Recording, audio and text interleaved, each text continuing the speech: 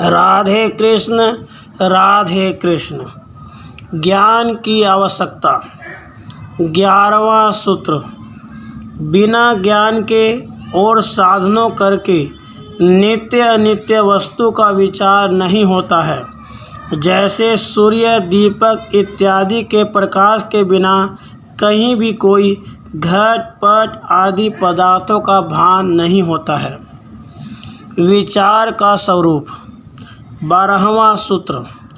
मैं कौन हूँ, यह संसार किस प्रकार उत्पन्न हुआ, कौन इस जगत का कर्ता है और संसार का उपादान कारण कौन है, इस प्रकार नाना प्रकार का जो विचार करना है सो विचार कहलाता है। 13वां सूत्र। मैं भूतगण समष्टि रूप देह नहीं हूँ, मैं समष्टि रूप इंद्रियों का समूह नहीं हूँ, इससे विलक्षण कोई है सो विचार कहलाता है। 14वां सूत्र। समस्त जगत अज्ञान से उत्पन्न हुआ है। अज्ञान ये है हम सब संसार की कल्पना होती है।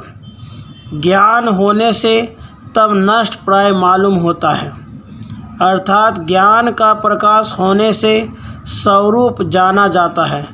इसी कारण ज्ञान अवस्था में इस पुरुष को संकल्प विकल्प नहीं होते हैं।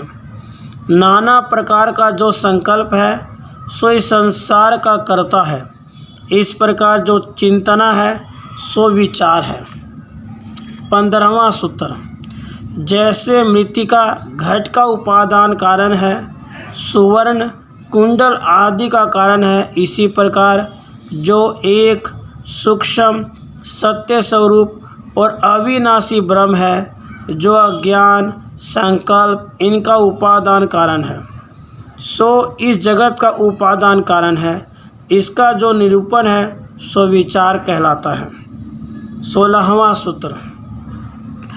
अहम शब्द करके प्रतिपाद्य अर्थात आत्मा अद्वितीय अति सूक्ष्म जानने वाला सर्वसाक्षी नित्य और अविनाशी ब्रह्म है, इसमें कोई संदेह नहीं है। इस प्रकार जो तत्व निर्णय है सो विचार कहलाता है। अज्ञान का स्वरूप। 17वां सूत्र। आत्मा विनिष्कल अर्थात अवयवहीन है, इसी कारण एक है और देह बहुत अवयवों से बना है।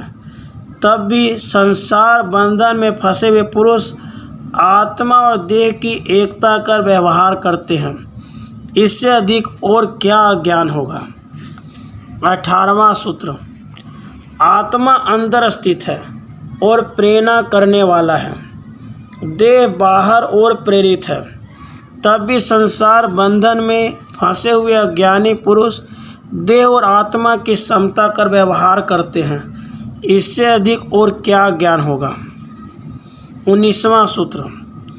आत्मा ज्ञान में है, पवित्र है और देह मांस रुधिर अस्थि चर्बा इत्यादियों से बना हुआ है, इसी कारण अपवित्र है। तब भी संसार बंधन में फंसे हुए अज्ञानी पुरुष देह और आत्मा की समता कर व्यवहार करते हैं, इससे अधिक और क्या ज्ञान होगा। 20वां सूत्र। आत्मा सबका प्रकाशक ज्योति स्वरूप है, स्वच्छ है, अर्थात जिसमें रजोगुण सतोगुण तमोगुण रूपी सृष्टि मरु मरीचिका की तरह मालूम होता है, वास्तव में आत्मा निर्मल है और देह सदा तमोगुण करके युक्त हो रहे हैं। तब भी संसारी पुरुष देह आत्मा की समता कर व्यवहार कर रहे हैं, इससे अधिक और क्या अज्ञान होगा। 21वां सूत्र। आत्मा नित्य है, अर्थात आदि मध्य अंत करके रहित है, इसी कारण सद्रूप है, अर्थात सदा एक रस रहता है।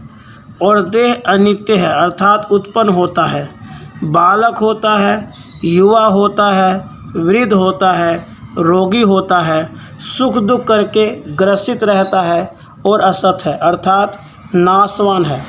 तो भी संसारी पुरुष देह और आत्मा की समता कर व्यवहार करता है, इससे अधिक और क्या अज्ञान होगा। राधे कृष्ण राधे कृष्ण।